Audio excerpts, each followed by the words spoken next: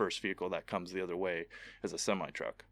And I'm in its lane and doing, maybe 30 miles an hour more than the traffic that I'm immediately next to. So as soon as I was old enough and capable of gathering some money, I think I was 18. I bought my first street bike. I got a GS 500. I didn't want to start with a full-on Repla race bike. I'd known from previous riding, dirt bikes and stuff growing up that, I didn't want to start on something too huge and hurt myself. So I started with the GS 500 and wrecked a bunch of times, learned a bunch of stuff, all the in and outs of just basic traffic and street riding. And I had a lot of mentors in a way because I was riding in Shelter Cove, and there was a few really experienced professional riders that came from that area. So I got the chance to ride with them a few times and get some pointers early on, which helped dramatically, like compared to other people's learning it that don't have a coach or a mentor. I was already advanced, with, like I said, talent. All I needed was a few pointers. And so then my next bike was an R1. I had a bunch of fun with that thing, but I broke my back down in Willits. Oh, shit. Yeah. You'd think to most people that would probably be a wake-up call, but bought another bike immediately as soon as I could stand. Totaled the bike then. Yep. Obviously, if you broke your back, that's a safe bet. And unfortunately, I was on my way to sell it right then. No I had shit. to call the buyer and be like, I'm laying on the side of the road. I think the bike's probably done for. This is probably not going to work out. Yeah, I'm like, you can go get it from the tow shop if you like. Oh. I offered it to him for free. I think he did go get it. I think he paid them $500 and went and got it as a parts bike. What happened? Just laid it down, or? Well, at this time, I was early on. There wasn't so much camera footage out at this point, and police activity was a bit different than it is now. I'd say there's more leniency against motorcycles now than there was back then. So I carried a backpack with duct tape and would duct tape my license plate, when I was going anywhere that was out of my little local town, because I didn't want them to, see me doing something I shouldn't. When you leave town is your opportunity to do something where the cops don't recognize you on a motorcycle, so I got to a construction zone, and I didn't want to get seen with the duct tape on my license plate, so I am going along the side of the cars, but in between the oncoming traffic and my lane, and I was just about to get to the last vehicle where the guy was up there with the sign, and I was probably 3 or 4 cars away, and he turned it to the slow, and all of a sudden traffic starts moving, but I'm doing like 50 over in the construction lane, the spot where I'm kind of not supposed to be. And so traffic starts moving along with me. They're going maybe 15 miles an hour, 20 miles an hour. And there's a sharp turn right after the construction worker with the sign. And first vehicle that comes the other way is a semi-truck. And I'm in its lane and doing, maybe 30 miles an hour more than the traffic that I'm immediately next to. So I tried to hug in between all the vehicles, but I didn't get there, and I hit the back of a 4Runner and ejected over it and landed in the other lane anyways because of the turn. Just missing the semi, but I did hit another car with my head, and I believe that's what broke my back. Don't necessarily know what part of the impact, broke the back, because, I hit the ground real hard after the ejecto over the vehicle, but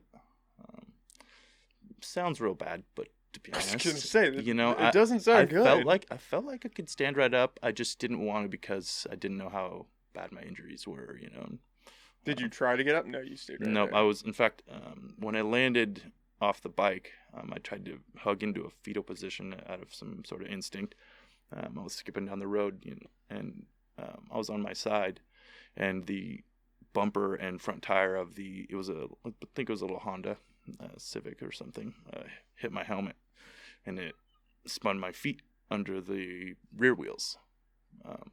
So my feet got run over, and it didn't break my ankle, but it did show bone. It was open wounds and stuff, and a lot of spraining. So that was probably the worst part of the. Your bone was sticking out. Not necessarily sticking out, but it was exposed Okay. on the ankles. But it didn't break anything. Mm-hmm. That's impressive. I had a quite large hole that went through the heel too, and one portion of it through a quarter of it, and I still don't have nerve, feeling in that portion of my foot there. A little awkward when I dance, but other than that, just let me know if I'm standing on her foot. But that was probably the first wake-up call, like rec-wise, that really puts things into perspective of what can happen really quickly. And, I had a lot of confidence, was a cocky rider, had gone down plenty of times before that, but never an instant stop like that. In fact, the vehicle was traveling the other way, not too fast, but it was enough to reboot me, like brain-wise. Where am I? What am I doing? Oh, yeah, I was riding. Oh, yeah, wreck. Probably shouldn't move. But like I said, I landed in the fetal position. It did hit my head and then spun my feet under it. So immediately I tucked even further into the fetal position because my feet got hurt. It took my shoes, both of them off and stuff. So it was just bare skin exposed right there immediately. You could see blood dripping out of my feet. So I tried not to move much. So they did have to cut all my gear off at that point and put me on a gurney, and I did have some back pain. I do have a broken neck, and I don't actually know when that happened. I've wrecked a lot of times. I've gone unconscious a couple times, in wrecks and stuff, and somewhere along the way I broke my neck. It may have actually been that same accident, and I just didn't know that I had done it or didn't get x-rays on my neck at that point. Also, healthcare wasn't that great back then. They let me out of the hospital. I did have some fractures in my ankle, and they just let me out with a air cast. I don't know if you know what that is. I don't. You fold it up on both sides. It's got some Velcro that you can tighten around the sides, and then it's got a little port for a bicycle pump, and you pump it up. It's supposed to keep your foot in place. But at that point back then, I didn't have insurance, and I was on the state whatever they had, and they basically, when they found that out, is when they came and were like, "We're gonna let you go right now." And I was like, "Right now? It's been like 2 hours since I got in the wreck." They just got the X-rays back from the back and stuff, and we're like, "There's some fractures. You're gonna be real sore for a while. There's not much we can do. Let us know if it gets worse." Yada yada. The basic, discharge. That must have been so crazy. 2 hours in, and you're getting kicked out. So I'm like, all right, well, I mean, if I'm fine, I'm fine. I'm thinking, but man, it was. I don't know if I would have left. I'd be like, "Listen, I don't think I'm fine. I don't know if you guys really looked at the X-ray, but I got hit by a couple cars there." Yeah, it was I don't think that people really can judge the extent of injuries. I think their initial reaction, even doctors and medical professionals, their initial reaction is what they can physically see. It's not too often that they just assume you're not having swelling and it might be broken in there. 95% of the time there's significant swelling, purple, but I sometimes don't swell up and something will be broken and I don't even know myself. So I don't know to even ask them to check for that. Fractures in my hands and fractures in my feet and stuff from minor accidents over the years. What was the rehab like on that? Were you walking fine? No. So had major injuries on my foot. It swelled up immensely. The wounds were pretty bad in the small soft tissues and ligaments and stuff in my ankle. It basically, smushed it real flat. Didn't do too much to the bones, so everything kind of went jello and then came back. But it just stretched and messed everything up. Still have permanent damage in a way in that foot. Muscles that are painful to pull on. Compared to the other foot. I did have quite the holes in the foot because of the car running it over.